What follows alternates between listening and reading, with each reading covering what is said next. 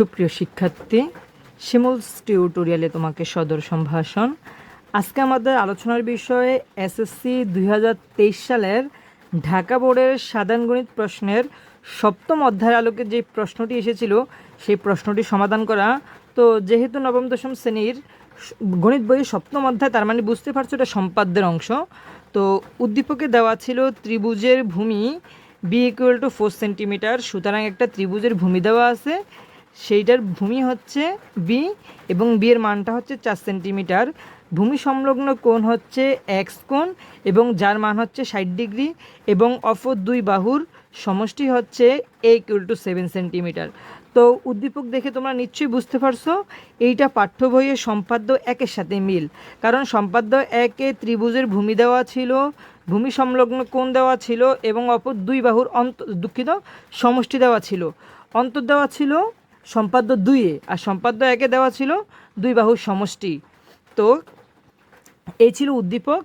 এবার ক নাম্বারে আসি। ক নাম্বার প্রশ্ন বলছে রম্বসের এক বাহু বি এবং একটি কোণ এক্স কোণ হলে রম্বসটি অঙ্কন করো। তো নিশ্চয়ই তোমরা সবাই একটা রম্বস চিনো। রম্বসটা দেখতে এরকম, একটা রম্বস দেখতে এইরকম। যদি আমরা রম্বসের বৈশিষ্ট্য বলি তাহলে রম্বসের প্রত্যেকটা বাহু সমান হয়, প্রত্যেকটা বাহু সমান হয় এবং বিপরীত কোণগুলা সমান। এটা এক্স কোণ হলে এটাও এক্স কোণ, আর এটা ওয়াই কোণ হলে এটাও ওয়াই কোণ। বিপরীত কোণগুলা সমান এবং প্রত্যেকটা বাহু সমান, বিপরীত কোণ সমান আর প্রত্যেকটা বাহু সমান। তো এখানে বলছে রম্বসের এক বাহু বি, অর্থাৎ রম্বসের এক বাহু বলা চার বাহু বলা তো একই কথা, কারণ যেহেতু চারোটা বাহু সমান এবং একটা কোণ দেওয়া আছে এক্স কোণ, আমাদের রম্বসটা আঁকতে হবে।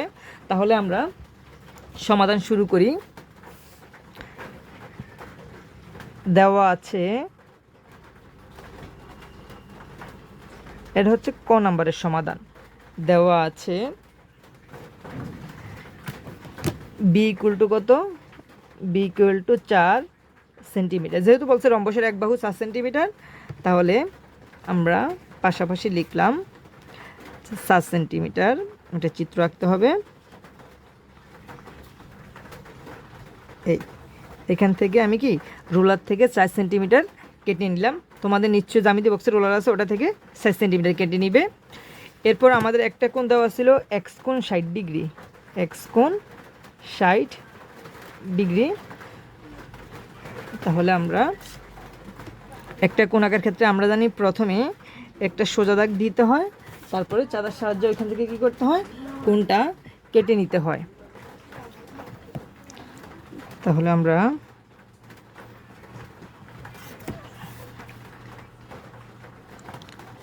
এখান থেকে আমরা কোণটা কেটে নিব। এই মাথার সাথে একদমই দাগটার সাথে মিলাতে হবে। হ্যাঁ, যখন এই জিরো দাগের সাথে মিলে এরপরে গুণ বা জিরো থেকে শুরু করে আমাদের কোণটা হচ্ছে 60 ডিগ্রি। তার মানে আমাদের এই যে এখানে 50 এখানে 60, এই বরাবর একটা বিন্দু নিয়ে এই দুইটা বিন্দু অ্যাডজাস্ট করলে আমাদের একটা 60 ডিগ্রি কোণ হয়ে যাবে। এখান থেকে এই 60 ডিগ্রি কোণ, এই কোণটা কত ডিগ্রি আছে, এখন 60 ডিগ্রি কোণ আছে। তাহলে আমাদের রম্বসের একটা বাহু এবং একটা কোণ রেডি। এখন আমরা রম্বসটি অঙ্কন করব। তো রম্বসের যেহেতু চারটা বাহু সমান, তার মানে আমাদের একটা বাহু আছে, মানে বুঝতে হবে যে আমাদের কাছে চারোটা বাহু আছে। তো সম্পাদ্য চিত্রের ক্ষেত্রে আমরা সবসময় কী করি, একটা রশ্মি নেই সবসময় সম্পাদ্য চিত্রের ক্ষেত্রে। এরপর আমরা এই রশ্মি থেকে রম্বসের বাহু কাটব। প্রথমে কাটতে হবে ভূমিটা, যেহেতু বলছে রম্বসের বাহু বি, তো আমরা এই ভূমিটা নিলাম, এই ওই পরিমাপটা নিয়ে কী করলাম, এটা কাটলাম। এখন যেহেতু বলছে রম্বসের কোণটা এক্স কোণ, তো আমরা দেখো এই কোণ থেকে একটা বৃত্তচাপ নিবে, এই একই মাপের বৃত্তচাপটা এখানেও আঁকবে। যেহেতু আমরা এই কোণটা এখানে আঁকবো, একটা কোণ আরেক জায়গায় এইভাবে আঁকতে হয়, নিলাম। এরপর দেখো এখান থেকে এই যে দুইটা বিন্দুতে ছেদ করছে, এই দূরত্বটা কতটুকু, এই দূরত্বটা যতটুকু ওইতটুকু নেবে। দেখো এখন দূরত্বটা কি সমান আছে, আগের যে বৃত্তচাপ ছিল সেটা সমান, তো লিখলাম ওইটা সমান করে।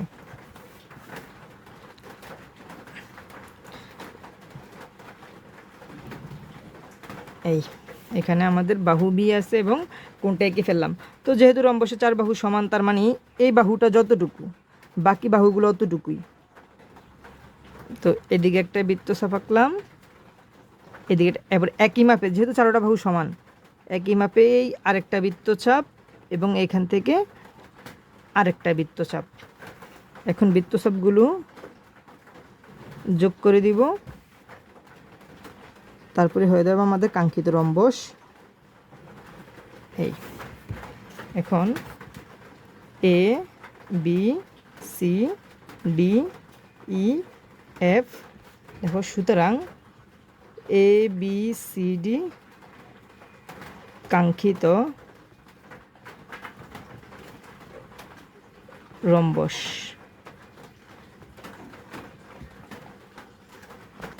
তো তোমরা জেনে রাখো, ক নম্বরে যখনই চিত্র আঁকবে তখন আসলে অঙ্কনের বিবরণ দিতে হয় না। খ এবং গতে যখন প্রশ্ন আসবে, প্রশ্নে যদি বলা নাও থাকে তোমাকে অঙ্কনের বিবরণ দিতে হবে। প্রশ্নে যদি বলা নাও থাকে তাও খ এবং গ নম্বরের জন্য অঙ্কন বিবরণ দিতে হয়। এবার খ নম্বর প্রশ্নে বলছে ত্রিভুজটি অঙ্কন করো। কোন ত্রিভুজ? উদ্দীপকে যে ত্রিভুজের কথা বলা হয়েছে। তো চলো এখন আমরা ওই ত্রিভুজটা অঙ্কন করব। ত্রিভুজে কি দেওয়া ছিল? ভূমি দেওয়া ছিল 20 সেন্টিমিটার এবং কোণ দেওয়া ছিল কত? 60 ডিগ্রি এবং অপর দুই বাহু সমষ্টি দেওয়া ছিল 7 সেন্টিমিটার। তো এখন আমরা ত্রিভুজটি অঙ্কন করব। তো এখন খ নম্বর প্রশ্নে যে তথ্য দেওয়া ছিল সেই তথ্য অনুযায়ী আমাদের যা দেওয়া ছিল সেগুলোকে নিয়েছি। B equal to 60 centimetre, 60 centimetre রেখে গেছি।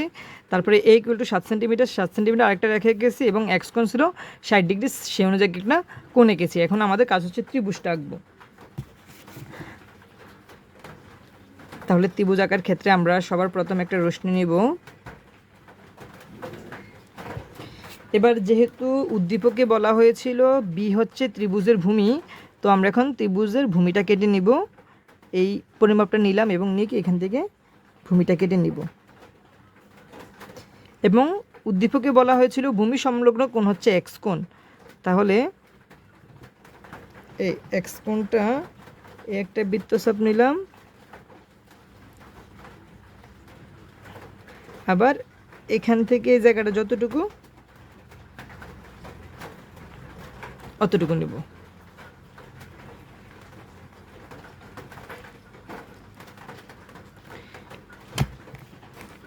এই জায়গায় আমরা কোণটা এঁকে নিলাম।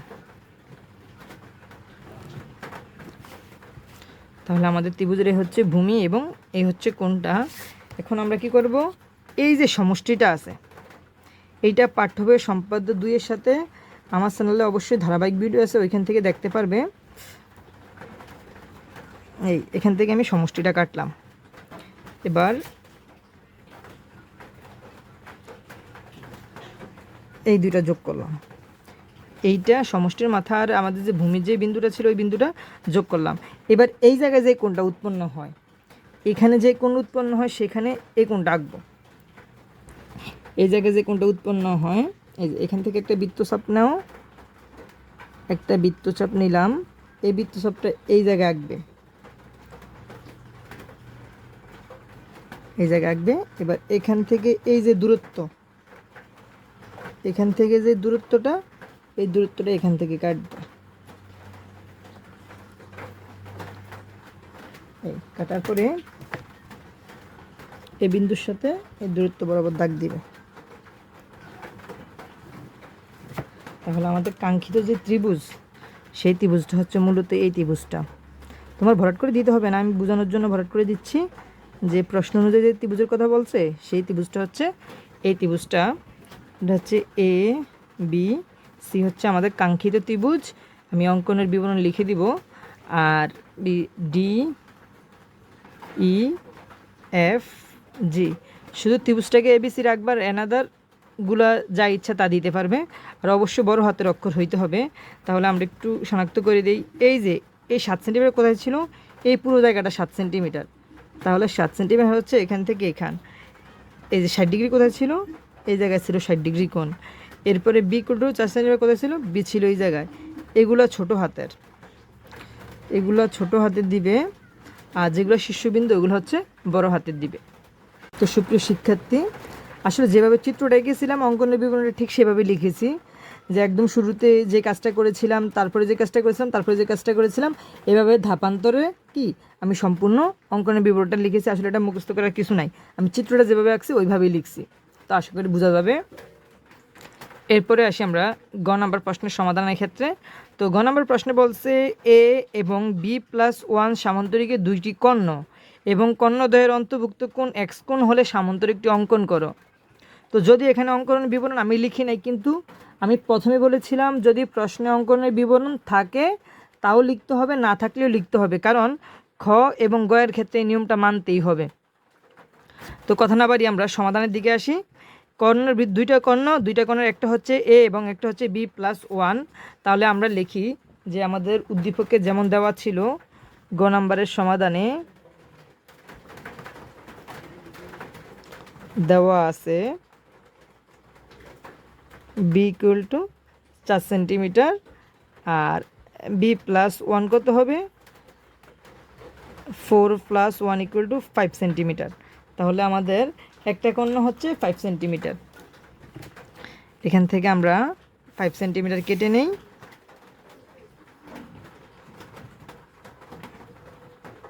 এই যে এখান থেকে আমরা কি 5 সেন্টিমিটার কেটে নিলাম। আরেকটা ছিল কত এইগুলো ছিল কি 7 সেন্টিমিটার। এটা হচ্ছে B+1 5 সেন্টিমিটার আর আরেকটা হচ্ছে 7 সেন্টিমিটার। তাহলে আমি 7 সেন্টিমিটারও কেটে নিব।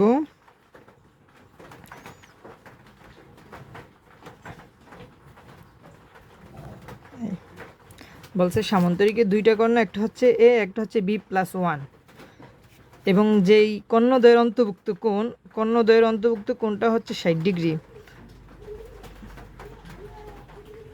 তো আমরা এটা 60 ডিগ্রি কোণ আঁকি এখানে।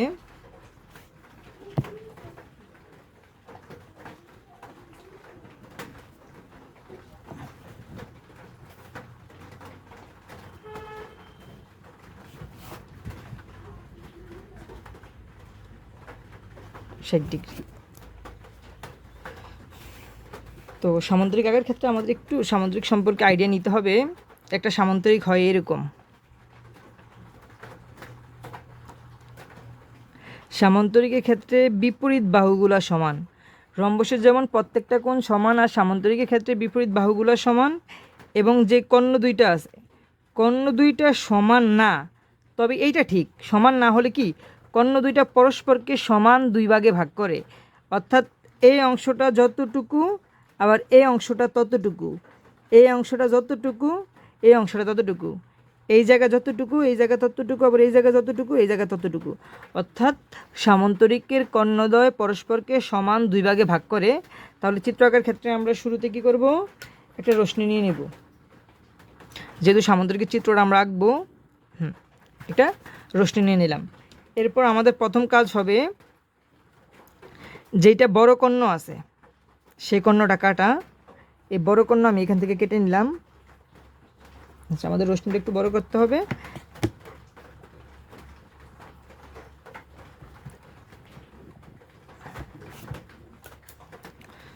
তো আমি এখান থেকে বড় কর্ণটা কেটে নিলাম।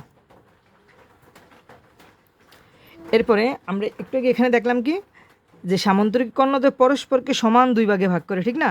তো আমি কি করব, একটা কর্ণের মাঝখানে বিন্দু বের করব। তার মানে এই কর্ণে যদি মাঝখানে বিন্দু বের করতে পারি তাহলে অপর কর্ণ কি এই মাঝখান দিয়ে যাবে। তাহলে এইটাকে আমরা সমদ্বিখণ্ডক করব। সমদ্বিখণ্ডক কিভাবে করে আমি আমার বিগত ভিডিওগুলোতে দেখিয়েছি, তারপর এখানে দেখাচ্ছি। চোখের দেখায় যেখানে অর্ধেক, ওই বরাবর আমরা পেন্সিল কম্পাস নিব এর থেকে একটু বেশি নিয়ে, চোখের দেখা অর্ধেক এখানে এর থেকে একটু বেশি নিয়ে উপরে একটা বৃত্তচাপ আঁকবো এবং এই অংশ থেকে নিচে একটা বৃত্তচাপ আঁকবো। আবার এই দিক থেকে উপরে একটা বৃত্তচাপ নিচে একটা বৃত্তচাপ দুটো পরস্পরকে সেট করতে হবে। দেখো নিচে বৃত্তচাপটা সেট করলে কী হবে, উপরেরটা করে নাই, তার মানে আমার একটু বাড়াইতে হবে। এই এবার দেখো দুই জায়গায় কি বৃত্তচাপ দুটো পরস্পরকে সেট করেছে। আমি এই বরাবর দিলাম আমাদের কি সমদ্বিখণ্ডক বা কর্ণের যে সমান দুই ভাগে ভাগ করে ওই একটা অংশ পেলাম আমরা। এই জায়গাতে কি আরেকটা কর্ণ যাবে। এখন আরেকটা কর্ণ যে যাবে, প্রশ্ন কিন্তু বলছে এই যে দেখো কর্ণদ্বয়ের অন্তর্ভুক্ত কোণ হচ্ছে এক্স ডিগ্রি। তাহলে আরেকটা কর্ণ যাবে এবং যে যদি মনে করো এই বরাবর একটা কর্ণ গেল, মনে করো এই বরাবর একটা কর্ণ গেল, এই কর্ণের যে অন্তর্ভুক্ত কোণ সেইটা হতে হবে কত, এক্স ডিগ্রি, অর্থাৎ 60 ডিগ্রি। তাহলে আমরা এখান থেকে আগে এই বরাবর 60 ডিগ্রি আঁকি, একটা বৃত্তচাপ নিলাম,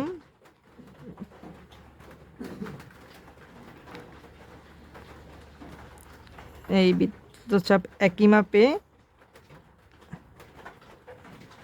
বৃত্তচাপটা নিলাম। এরপর দেখো এখান থেকে এই জায়গাটা যতটুকু, এখান থেকে এই জায়গাটা এতটুকু, এই নিলাম এখান থেকে এই জায়গাটা এতটুকু। নেওয়ার পর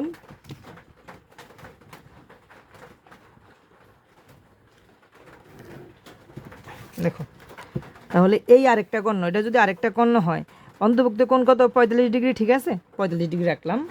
এরপরে যেহেতু এই কর্ণের আমরা মাঝখানে বিন্দু পেলাম, আরেকটা কর্ণ পেলাম, এবার দেখো এই কর্ণের উপরে যতটুকু অংশ, নিচে ততটুকু অংশ, কারণ সমান দুই ভাগে ভাগ করে, অর্থাৎ এই কর্ণটার উপরে যতটুকু হবে নিচে কি সেম অংশ হবে, যেহেতু সমান দুই ভাগে ভাগ করে। তো এই কর্ণটা তো আমরা ব্যবহার করে ফেলেছি, এখানে বাকি থাকে এই কর্ণটা। তার মানে এই কর্ণের সমদ্বিখণ্ডক করবে। এই কর্ণের সমদ্বিখণ্ডক করতে গেলে আমাদের চোখের দেখা অর্ধেক এখানে, এখান থেকে একটু বেশি নিয়ে, তাহলে উপরে বৃত্তচাপ আঁকবে এবং নিচে বৃত্তচাপ আঁকবে। আবার এই অংশ থেকে উপরে বৃত্তচাপ এবং নিচে বৃত্তচাপ, দেখো এই বার বৃত্তচাপ দুইটা পরস্পরকে ছেদ করছে, তাহলে আমাদের এই কর্ণের অর্ধেক হচ্ছে এখানে। এই অর্ধেক অংশটা খেয়াল করো, অর্ধেক অংশটা আমাদের এই চিত্রের বা এই কর্ণের উপরের অংশে হবে এবং বাকি অর্ধেক হবে নিচের অংশে। এবার দেখো এই এটার সাথে কম্পেয়ার করে দেখো সম্পূর্ণ অংশটা মিলেছে। তো এবার কাজ হচ্ছে আমাদের কর্ণের শীর্ষবিন্দুগুলো মিলিয়ে দেওয়া। এই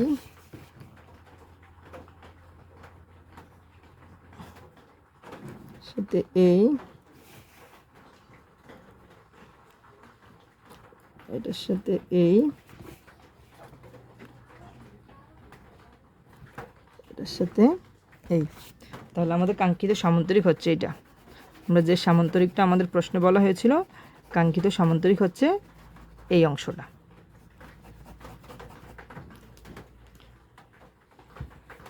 এ B C D E F G. এবার আমরা লিখব অঙ্কনের বিবরণ। তো এই হচ্ছে এই সামান্তরিকের অঙ্কনের বিবরণ। এক্স্যাক্টলি যেভাবে সামান্তরিকটা এঁকেছি ঠিক সেভাবেই অঙ্কনের বিবরণটা লিখেছি, সুতরাং এখানে মুখস্থের কিছু নাই। সম্পূর্ণ ভিডিওটা দেখার জন্য অনেক অনেক ধন্যবাদ। পরবর্তী ভিডিও দেখার জন্য অবশ্যই চ্যানেলটি সাবস্ক্রাইব করবে এবং পাশে থাকা বেল আইকনটি বাজিয়ে রাখবে।